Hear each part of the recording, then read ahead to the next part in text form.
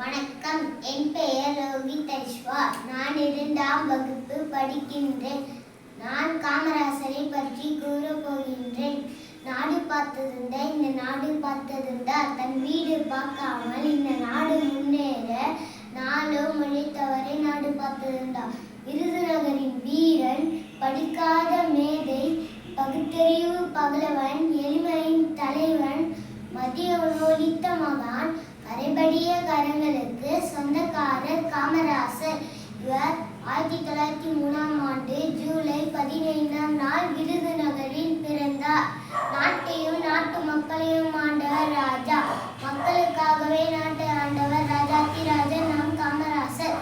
கற்கே நன்றே, கற்கே நன்றே, பிச்சை புகிலும் கற்கே நன்றே என்று கூறியார் ஔவையார். பிச்சை எடுத்தாவது உங்களை கல்வி பயில் வைப்பேன் என்று கூறியவர் நம் காமராசர்.